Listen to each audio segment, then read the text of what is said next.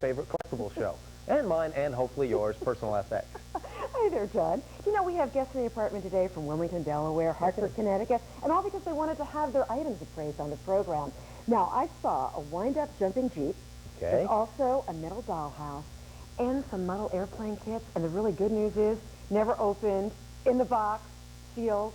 Never ever. Them. They could be up for sale. Interesting. And in honor of Black History Month on today's show, we're going to be talking about blacks in the military, the roles that they played, and the collectibles that have resulted. Forward to hearing about that. Should be interesting. And also, John Davis is in Lenexa, Kansas today with a man who claims to have the world's largest sunflower collection. How do you like that? Let me guess. It's still growing. Just like the show? All coming up on Personal FX.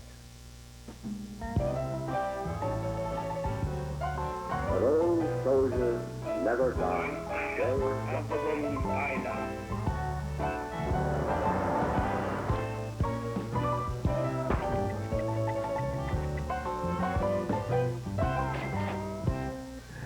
Welcome to today's Personal FX. Got a great show for you. One of the reasons why is because wonderful people come by to have their items appraised, like Albert here. Hi, Albert. How are you? Hi. You're from Hartford? Yes. Now, how long did it take you to come in the city?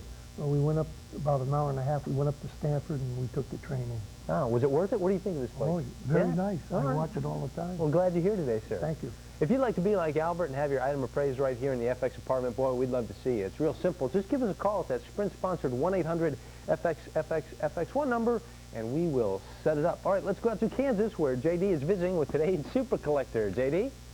John, this is clearly a bloomin' collection. All right. If you notice, there are sunflowers everywhere in Bill Nick's office. This is Bill Nick.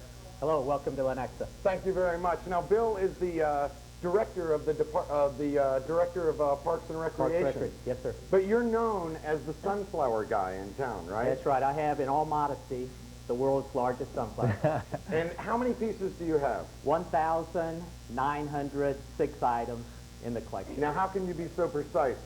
Every piece is logged by the day I got it, who gave it to me. If there's a personal or historic story behind it, I put it in the diary. You can see it's pretty high-tech. Wow, and this is your latest piece. This is number 1,906, Kansas one called Thermal Mug. Now, the thing is, John, Bill's been claiming he has the world's largest sunflower collection since you've had how many pieces? 50. 50. But now he actually does have the world's largest collection, and we're going to check it out when we come back. Is it fair to guess that this is the state flower? Yes, it is. It is. And it's been the state flower since March 12th, 1903. 1903. All right, J.D., we'll check in with the two of you a little bit later on. Looks like a lot of fun.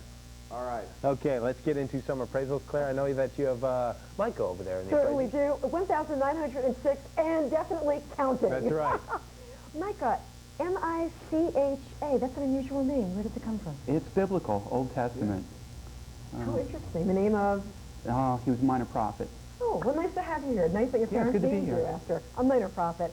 And meet two of our good appraisers, John Bruno and Bob Connolly. Good to see you guys. What do you think of somebody who has 1,906 sunflowers? It's the documentation that gets me. He's cataloged it. I love it. Wonderful. I love it. I wonder if he has a Van Gogh.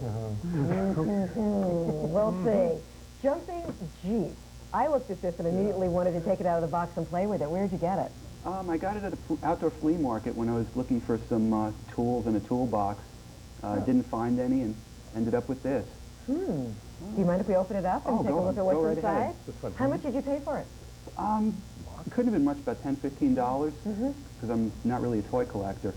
Very cool. Original box, great graphics, tin toy. Oh, look at this. That's wonderful. Can we try it out? Sure, go ahead. Lewis Marks and Company. If you're going to have a tin toy, have a Marks. That's fun. There have been nights that I've driven like that. We won't go into Well, that we know one. the Marks tin toys are quite collectible. They're the best. Yeah, they're the ones that you want to collect if you're going to collect tin toys. And this is obviously a war motif, which is sort of apropos today. Tin toys. There are about 4 of these versions, aren't there, Bob? Well, actually, Mark's made about 20 different jumping Jeeps from Charlie McCarthy all the way through. This is the smallest one they made, and unfortunately the least desirable of all of them. This one here runs well, with the box, would run $175 to $200. That's a good spread, yeah. You may go a teeny bit more if you want it for your collection because it's in such great shape and the litho Wait on a the minute. tin is One, great you got a shape. great buy. Two, you don't collect toys. Yeah. What do you collect? Practical things, old appliances, tools, things that give me an excuse to buy them. So does that mean you're willing to put this up for sale? Oh, sure. All I'm right. willing Does to somebody take out some there like offers. collect toys? Yeah. Thank you for being here. That is a great Jumping over to toy. you, there you go. Yeah. Jumping Jeep. We need to tell the audience our number to call 212-802-0082 for all items up for sale on the show. Thank you so much for coming in today. Thank Martha. you. And Suzanne is going to join us next with some sort of mug that you have. Come on in. Oh, is this the Tires root beer? Drink Tires root beer. So it's an advertising mug. And where'd you get it? It's just always been around our house, my mother's house, and my house. Oh, you were drinking out of it for years. Well, no, it held pens. Oh, Interesting. Hires root beer, and root beer as one word. Today we know it mostly as two words, so this is fairly well dates it. And, okay, made in Germany, Metlock. Now we know Metlock for the beer steins. All steins have a cover, of course, so this is a mug. Villeroy Bosch. Metlock is the town in Germany where the factory is, and Villeroy Bosch is what makes all the mugs. So this is a fairly well-known and documented root beer mug. They also had the punch bowl that this went with and a ladle that dipped it out. When you have the complete set, you can go up to $1,000, and there's 24 of the mugs in the complete set. wait a minute, they're that valuable. Yeah. But when you have one individual mug, you're looking at something that's $35 to $70 because it takes 24 of them to make the full set and then the big punch And this bowl. is a punch bowl to put root beer in. Root beer was a very special drink for a while there. Yeah, very frothy and served very much like beer used to be Oh, I labeled love out. root beer. I disagree on the price, though. I have seen these in the $200 range and seen them sell in the $200 range. So it's a wide spread. Depends how much somebody wants it for their It also collection. depends how much you want to keep it or sell it. I'll consider offers. Consider offers. Thank you so much for being here. John, I just learned more about root beer. I never would have thought of putting root beer in a punch bowl. You can never learn enough about root beer. I'm pro root beer. Really. My sentiment exactly. Claire, you know, on today's show we're talking about black military collectibles and black military history. Well, it turns out that since World War II, there have been 433 Congressional Medals of Honor awarded to soldiers who fought. None were given to the 1.2 million black Americans who fought in that war. But according to the U.S. News and World Report on January 27th, this just changed. The Pentagon and President Clinton found out about it, and they found out that there were 7 men that should have received this award. 6 have died, but Vernon Baker, 77 years old, still alive, received the Congressional Medal of Honor. That's terrific. Yeah, for those 7 guys. Can you believe that? That is amazing. And we're going to be talking more about this and what this all means in terms of collectibles. So stick around for that. We have more appraisals coming your way when Personal FX returns. Stay with us.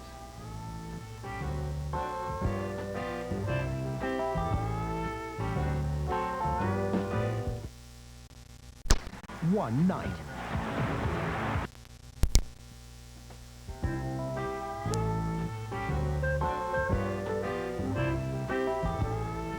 Welcome back to Personal FX.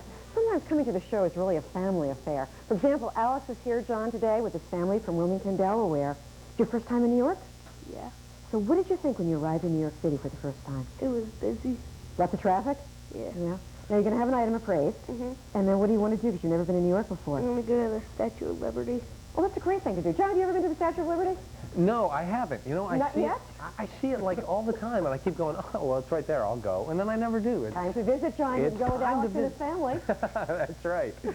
All right, let's go out to Kansas where Janice has joined us. Hi, Janice. How are you? Fine, how are you? Great. Hey, tell us what you got there that you'd like to have appraised. I have a pair of silver-plated candlesticks that are, we believe, to be a little over 100 years old that my great-grandmother brought over from Russia. Let's see what the appraisers think here. Can we see the bottom of them? Do they have any marks? Yeah, they do. What does that tell you? All Russian, all silver, or some of the better silver plate is marked, and all Russian information has Cyrillic marks in Russian alphabet, so it sort of gives you a clue as to what something is. Were your parents from Russia, or were they from Lithuania? My great-grandparents were. From Russia. Did you have Right. anybody from Lithuania? Not that I know of. Because the marks are an indication that they may be from Lithuania. Yeah. I would date them at the period you're talking, 1880 to 1900. They're very impressive, nicely done. I'd put them at about $250 if they're what I think they are. Yeah, that's a very good range because Yeah. they are plate. They're not pure silver. $250, they're ornate, they make wonderful decoration, and that's right where they belong. Real tall. You know, Yeah. that's what's nice about candlesticks because they give more light the higher up they are. Ah. Beautiful. All right, so about 250. Yes, for the that's a pair. good number Okay. for that. Well, Janice, do you want to take some bids? Do you want to hold on to them? No, I think I'll hold on to him. Okay. Okay, thank you for bringing them by. We appreciate it. Sure. Okay, and Alex has joined us. Alex, glad you're here today. Thanks for coming by. What did you bring to have appraised? Postcards. Cat postcards. Now, where'd you get these? My mother had them. These look old. They're not. They're not, really? They're Well, after World War II. Well, it depends. To some people, that's very old. Well, right. But as far as postcard collectors go, these are not old. They're interpretation of a very well-known earlier postcard. And these are the cats doing various different things. And I think there's like 24 or 36 of them in this whole series. Yeah. They are collectible in their own right at about $5 a piece. Some of them are absolutely beautiful. They're printed in Switzerland. Gorgeous, wonderful colors, and desirable. Probably one of the more expensive what we call contemporary postcards. John, what do you think? Yeah, Bob's right. The cat motif, especially in Germany, was very much like we do dog paintings here in this country. They did cat paintings in Germany. It's also a good luck symbol and mythological Puss in Boots, the Germanic story. These are just that, a much earlier reproduction, but still in the 1950s, and Bob's right, $5, $6 each. Okay. Yeah, I have good more number. of them. Oh, do you? Yeah. How many Yeah. more do you have? About 90. About 90? Whoa. Oh, okay. Well, what do you think? You want to see if anybody wants to buy them, or do you want to hold on to them? I'll think about it. You'll think about it. So I think what? 90 of them would be about $450, $500. Think you want to take some bids? Yeah, I guess. All right. What we'll do is we'll take some bids, and you can always say no. Thanks for bringing those by. If you want to place a bid, 212-802-0082. And, to somebody his age, that is an old, postcard from World War II. All right, Ronald has joined us. Hey, Ronald, how are you? Come on in. How are you, Hello. sir? Where are you from? Wilmington, Delaware. Oh, good, good. Welcome.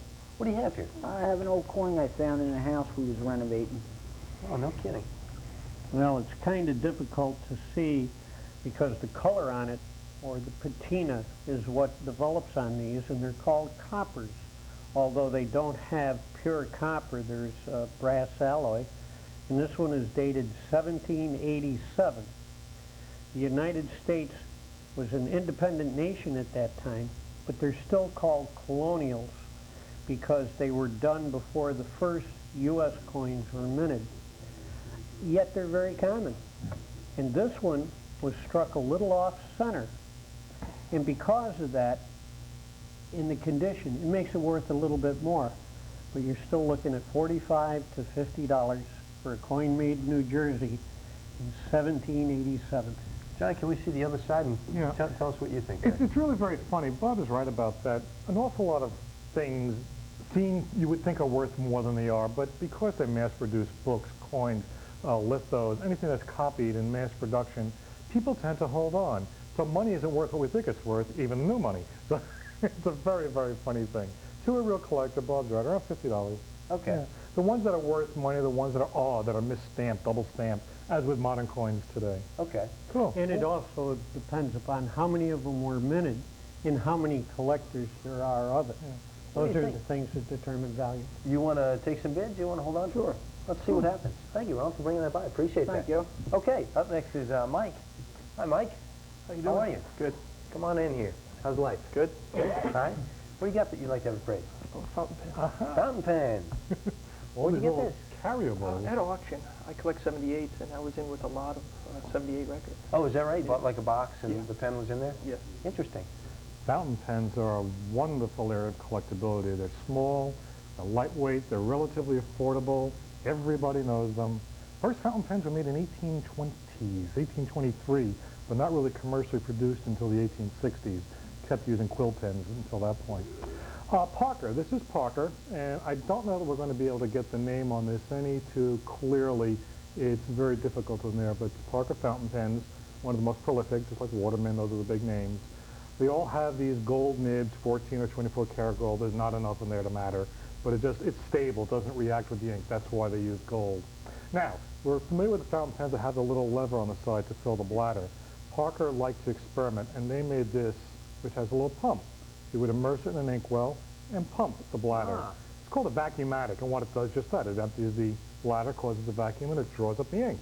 Just like that, huh? Just like that. Interesting. Yeah. 1 or 2 smooth pumps, and you'll fill the bladder, and you'll have many hours of writing pleasure ahead of you, according to the commercial. But it's funny, even with this, traditionalism holds, and people prefer the little lever. This was an experiment that didn't really survive. But still in all, it's worth around $250. And this is in very, very good condition. And you'll find the strongest market for that is in Europe, not the United States. They have fountain pen auctions at least once a week in Paris, France. That's how collectible they are in Europe. 250, you agree? Yeah, and probably $350 in Paris. In Paris, that's very possible, yeah. Very, very possible. What do you think? You want to take some bids? You want to? Yeah. You want to? Let's see what happens. Good. Thank you for bringing that by. I appreciate that. Thank you. All right, let's go visit with J.D., who's visiting with today's super collector of sunflowers. And J.D., I understand that sunflowers have something to do with Frank Sinatra. Yes, they do, John. We're finding that there are sunflowers on everything in Kansas. But you know, there's actually a sunflower song. It was written by Mac David in 1949. It was recorded by 24 different artists, but the most famous recording was Frank Sinatra's in 1949, Oh Blue Eyes took it to number 5 on the hit parade. And we're going to check out an incredible sunflower collection coming up next on Personal FX. But we want to leave you with the Sunflower Shuffle. All right. Hit it, guys. She's a sunflower, she's my one flower, she is the flower of my heart. That is an ornamental used to hold or hide a flower pot. And that is brought to you by Accent AR. You know how I knew that? How'd you know I that? have bought 2 cash pots in recent months. And you can put flowers in them, but somebody said, well, you can put anything else that you want to hide in them. So I put some CDs in them, you know. Clutter. Any Let me clutter, guess. just something that's right into the cash pot. I do Good have enough. flowers to put in them as well, but they're great. Good. Very colorful and lovely.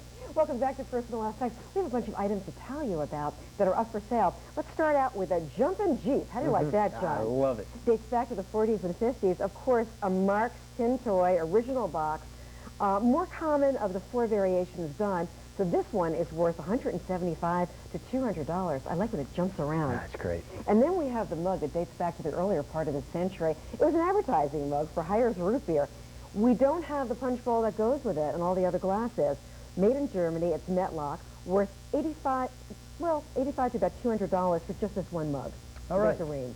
Then we've got the postcards here. Now, these are cat postcards printed in Switzerland post-World War II. Now, Alex says he's got about 90 of them, but we're only taking bids on these 3 because these 3 are the ones that we have here, and they were appraised at about $5 to $6 each on those. Then we've got the coin, and it's called the copper. It's off-center, dated 1787, and the condition on this, Bob, is good. That's good condition, and that was appraised at $50 to $75. And the Parker pen, the Parker Vacuumatic. The Parker Vacuumatic pen, I like the way that works. Fountain pen with a gold nib, very popular in Europe, worth $200 to $250. So if you're watching for the first time, you can bid on any of these items. All you have to do is call us at 212-802-0082. I got to tell you, I particularly love the sunflower dance and the sunflower music. In the commercial break, she perfected the sunflower shuffle. Didn't you? You had that thing going? It was good. Maybe we'll do some later on. All right. Well, let's toss this out to J.D. and Bill. And J.D., Claire is doing the sunflower shuffle today. We want to see this. I want to see Claire do the sunflower shuffle. Well, we can arrange. Was that the coolest dancing sunflower you've ever seen? Ever, yeah. We're back here with the, he wants to get one that does the Macarena. We're back here with Bill Nix, with the world's largest sunflower collection, and he has an incredible story about this plate. Now, this plate is from 1950... 1953, my second cousin, she won this in a Star-Kissed Tuna jingle contest in 1953. What was the jingle? I don't know, but I think second prize was 2 of these things. So tell me about this. Well, that's an 18-inch cookie platter, and it's been in my family. It came through my mom, from my second cousin who lives in Illinois, and it's just a key piece of the world's largest sunflower platter. Have you ever seen a sunflower platter like that before? No, and I should probably take it on your show and get her to praise. And what's interesting, Bill isn't shy about having the world's largest sunflower collection. Look, this is a billboard that was up in town. Now tell us about this, Bill. Well, General Mills came out 2 years ago with Sun Cruncher cereal, and if you were going to have your grand unveiling, you would call the world's largest sunflower collection for stuff at your unveiling. And so they called me after I determined it wasn't a joke from one of my friends, and I lent them some stuff for the unveiling, and in exchange, they put up a billboard. They put up a billboard advertising the collection to come to the community center and see it. And he now has a lifetime supply of Sun Crunchers. Now look at this. What the year that the sunflower became the state flower was in 1903, March 12th, 1903. And this middle ribbon, the first prize Kansas State Fair ribbon, that's from the State Fair in 1904.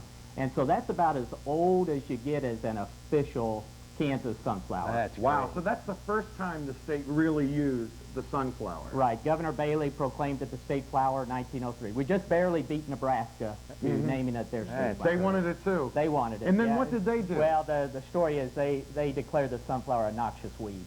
After Kansas got it, it became a noxious weed. No one knows Nebraska's state flower. No one knows it. We've got the sunflower. We've got the deal.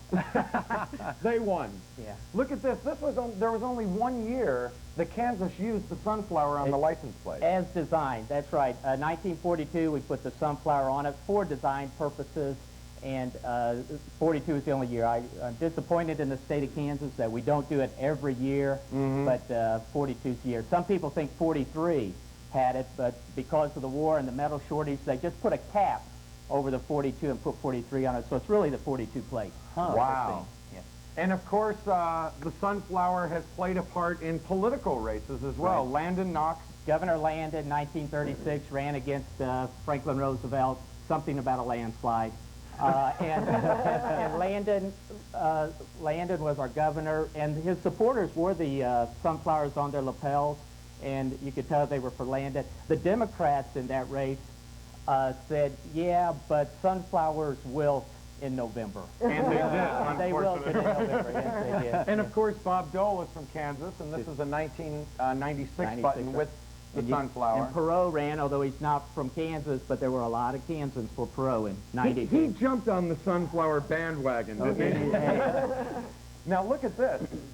Some lottery scratch-off tickets with sunflowers. 500 double scratchers, and everybody becomes my best friend when they see these lottery scratch-off tickets. The Kansas Lottery were nice enough to send them to me. And there are 500 in here. 500 in there. Very good. Yeah, yeah. But they're not actually, they're samples, No, they wouldn't right? give them to you. Samples, not for sale. So, yeah. And besides gambling, he has a sunflower on something, and you really can't discuss the origin of this, right? I've got the 70-pound manhole cover here in the collection, and I can't reveal my source on this, but I will tell you, don't jog in Topeka at night.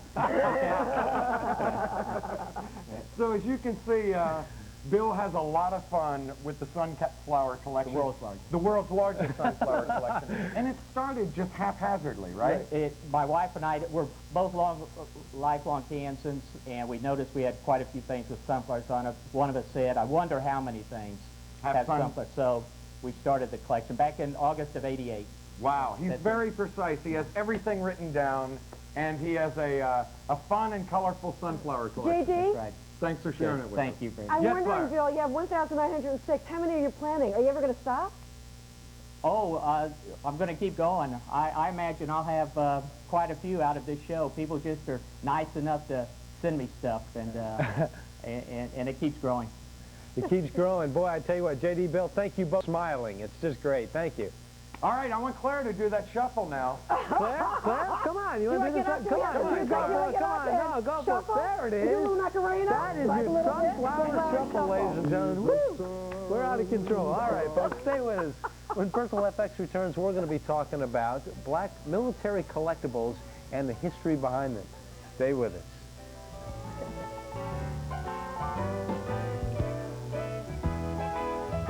When you go on vacation, is on the road once again. We're going to get booked. We're not booked yet in Florida. We'll be in Daytona and Orlando the week of February 17th. Then we're heading to San Antonio, Texas, February 24th to 28th. For those of you who are super collectors, or you just have one item you really question and want to have appraised, here's what you do. You call our Sprint-sponsored number. That's 1-800-FX-FX-FX1. And welcome back to Personal FX. And now Peter's joining us. Hi, nice to have you with us. How you doing? Where'd you get your dollhouse? At an antique shop in New York State. Oh. Did you get a good deal? I think so. I paid $100. Oh, you got a good deal. You got a good deal. This is a wonderful day for original boxes and Mark's toys. Interesting thing, I should have mentioned earlier, the old Mark's toys never had Mark's in the logo. The repros do, and the newer ones do, but the originals it says Mar. Why does it say Mar? M-A-R. M-A-R. With an X through it. Oh, in the through back. it. Okay, that's how I Yeah, did it. the repros didn't realize that, and they put the X in the name. Not a service. Good way of pots. This I love. Here's the original instructions.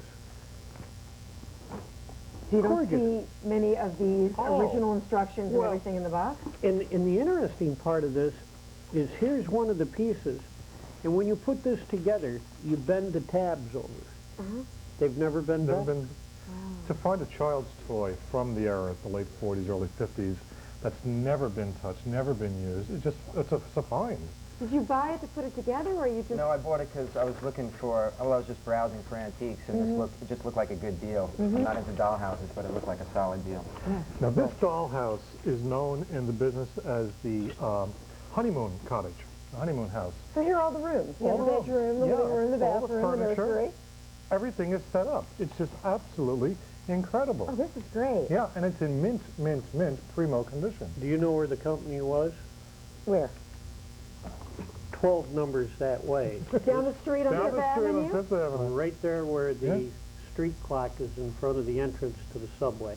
For those of you folks who haven't been to New York yet. It's worth coming. That was their headquarters. Okay, now. How valuable is it, Steve? This dollhouse, assembled and in good condition, can command $500. To find it in this condition, never assembled, everything intact and everything in place with the written instructions, I wouldn't hesitate to go to $800 to $1,000. Stop. Give me a price. Conservative again. I'm going to say $500 in this condition. Okay, you did well. Would you like to put it up for sale? Definitely, I'll take off. Okay, we'll do that. Thank you. This was so wonderful to look at all of this. Yeah. And our number to call is 212-802-0082. Albert joining us next with the model airplane kit. Also never opened. Come on in, Albert. Welcome. This is exciting. Never opened in the box. Where'd you get it? We moved to a new home, and these were packed in the box. I didn't know it. My boy Joey picked them up. Oh, how nice. Again, unopened, never touched, and vintage 1960s model kits. Now, model kits are very, very collectible, and especially unopened. The more perfect, the better. There are model manufacturing companies that are more desirable than others. Unfortunately, Revell being the single most desirable, followed by Aurora, and then IMC is like third or fourth on the list. And this one is? IMC. It's still an all.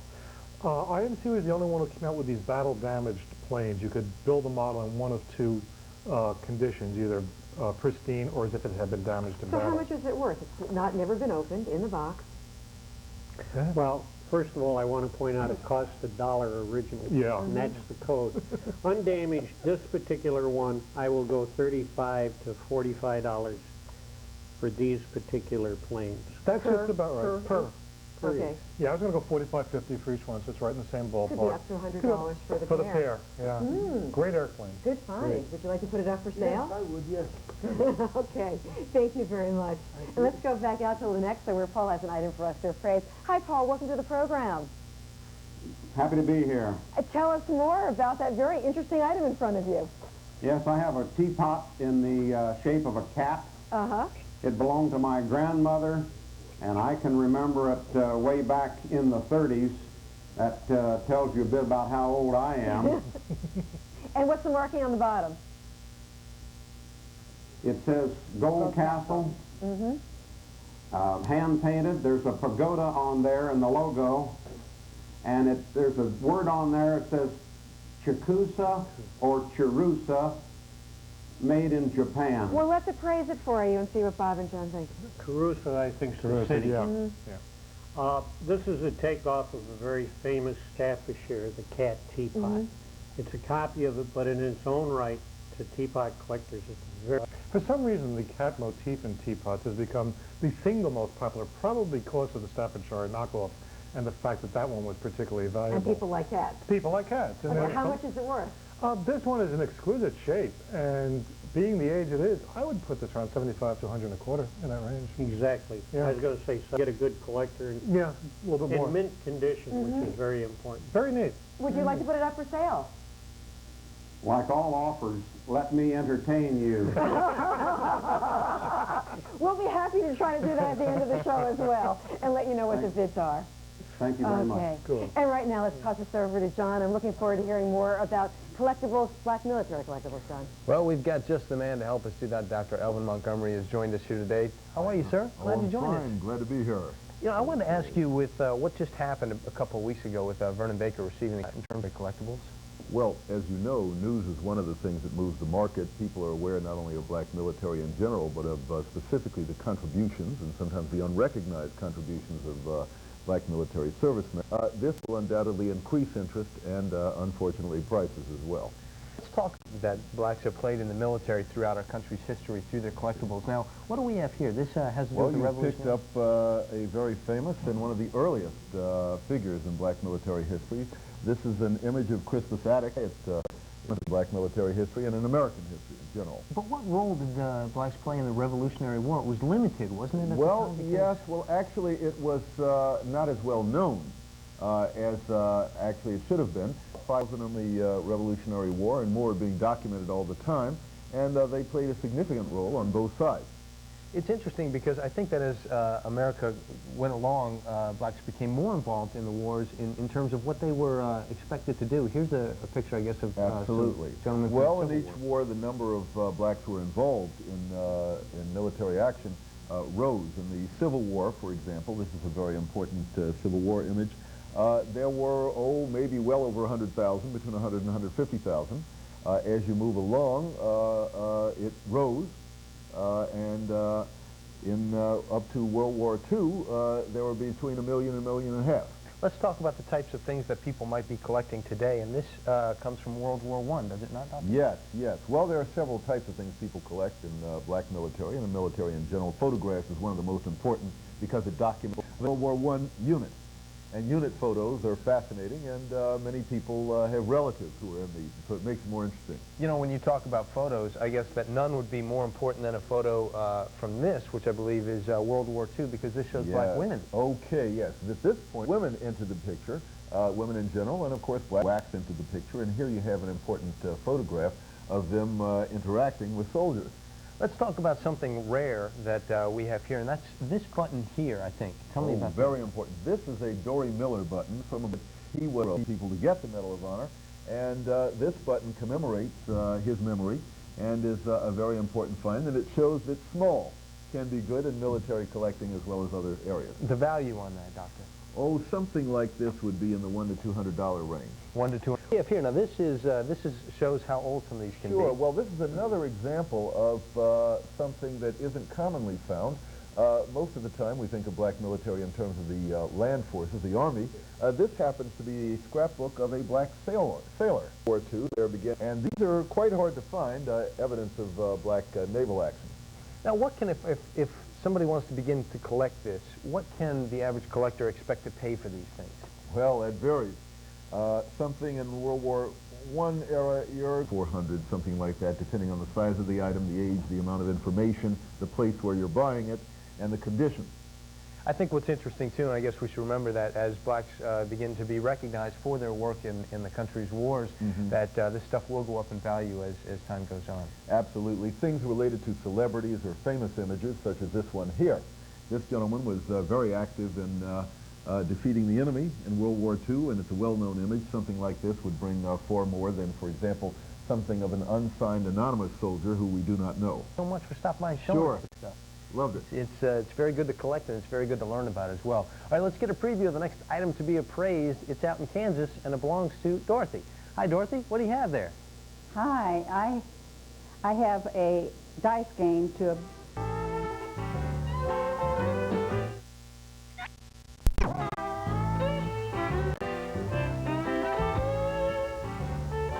Welcome back to Personal Effects. You got a button there? Yeah, I wanted to mention Dory Miller, what he actually did during Pearl Harbor. He worked in the kitchen, and as a lot of his comrades fell down, he actually went out and grabbed a gun and was a hero, shot down a lot of Japanese planes. Wow. Somebody worked in the kitchen, so that's the type of thing that you learn when you collect this. And you also in life never know until you're tested. That's what right. you're going to do in that exactly kind of situation. Right. That's right. Wow, what a good story. And we have a bunch of items that are getting bids right now to tell you about, starting with the Jumpin' Jeep Mark's tin toy. And we believe that's like from about the 40s, 50s, in that time period. It was the most common of the 4 variations, worth about $175 to $200. And I'm learning so much about root beer because we have our root beer advertising mug from earlier in the century when root beer was served in punch bowls. We just have the one mug made in Germany by Matlock, worth anywhere from about $85 to $200. And we also have the 3 postcards here. Now, these are cat postcards, post-World War II from Switzerland. And these were appraised at $5 to $6 each for those 3. And then we've got the coin. That's called a copper. It's off-center. It's in very good condition, and it's from 1787. And this was appraised at $50 to $75.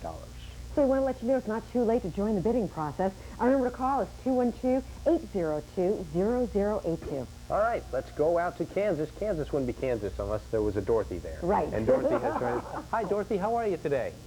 Hi, I'm fine. Great. Thank you. Tell us more about what you have there. Well, I don't know a lot about it.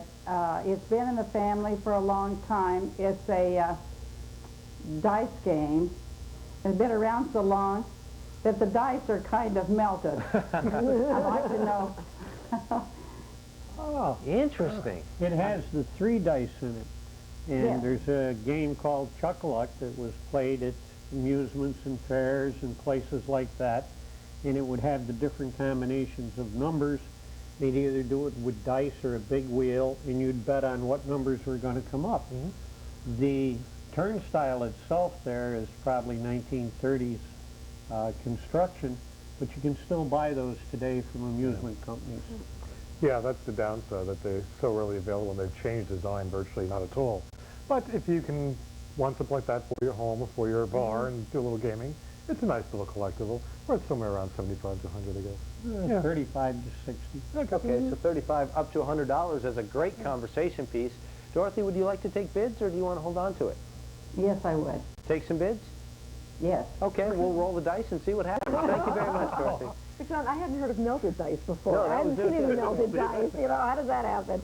Let's turn to our mailbag. We have letters to tell you about. Craig Larson has written us from Pittsburgh and writes, enclosed are photos of a model car that I received from a Volkswagen dealer in 1962 while shopping with my father. It is a Volkswagen van, and it measures 1.5 inch long by 2 1/8 inch high.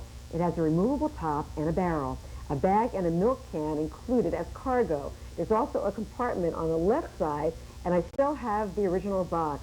Is this piece worth anything? Well, we know it's going to be worth something. Oh, definitely. This is a model that I don't believe you could get in America with a soft back. You can make it like a big Volkswagen pickup truck. The ultimate micro minibus, the Volkswagen, the paint if you're a hippie back in the 60s. So for that alone, it can be collectible. But yeah, this is one of those giveaways from the dealers in the box, all the little goodies, and very desirable. Go with this. I see this thing as being similar to the Matchbox, the Corgi toys, except it was dealer issued, which makes it worth much more. And How this is desirable? $75, $100. Yeah, that's a good number. So that's 125. Okay, it's worth something, Craig. Thank you. From a Volkswagen van to a battery-operated stagecoach. We got a letter in from Laddie Rosefeld of Cheshire, Connecticut. Laddie writes in, this battery-operated stagecoach has belonged to me since the 1960s. The coach is marked MT Modern Toys and is in perfect condition. The horses are made of plastic and the driver is made of tin or metal, and the stagecoach is in working condition. The funny thing with these toys, what's happening is that the stamped out tin and lithograph toys, especially from the late 50s and 60s, are becoming a lot more popular than the older cast iron heavy duty ones, which usually command the higher prices. to have something that's battery operated and performs is even more desirable. And in this kind of condition, it's going to command a lot of money. And it's, in my market, it's going in the 500 range. Yeah, isn't MT one of the trademarks for the Japanese company?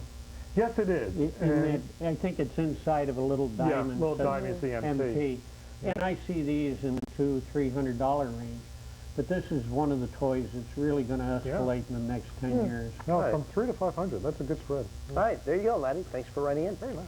Okay, and next we have Rose on the line from Mount Vernon, Washington. Hi, Rose. Welcome to the program. Good morning. Good to have you with us. You wrote us about a seltzer bottle, so please tell us more. Well, it's been in the family for about 30 years, given to us by a next-door neighbor who was getting rid of a lot of stuff, and he said, here, you could have this because Joe, my husband, was drinking a lot of seltzer at the time. And so we've had it that long. And it's supposed to be from Czechoslovakia. It's marked Czechoslovakia. And we thought maybe it would be nice to know more about it. Well, let's go right ahead and tell you some more about it. Remember back in the 30s and 40s and 50s, you had the milkman? Yeah. Well, back in the 20s and 30s, you had the seltzer man. And he would deliver 12 bottles of freshly bottled seltzer, and he would take your old bottles back and refill them. Everybody had seltzer in the house. Remember the slapstick comics? Everybody was getting squirted with the seltzer bottle. So they made sodas at home? Right. And they were almost all of them made in Czechoslovakia. But they're still fairly common, and you're looking at a $25 to $40 item. Yeah, that's the downside of it. They last forever. And these with the cage around, I think it's a silver cage or a chrome cage, are indestructible. Well, I thought the story was worth even more than $20 to $40. Rose, would you like to put it up for sale? You say between 25 and 40? 40, yeah. Yeah, we'll hold on to it for a while. Okay, it's a great item. Thank you so much for being part of today's show. Thank you very much. Bye-bye. The Seltzer Man, yeah. Where is he today? Yeah, where's the Seltzer Man? Stick around, folks. We've got the big bids. They're next.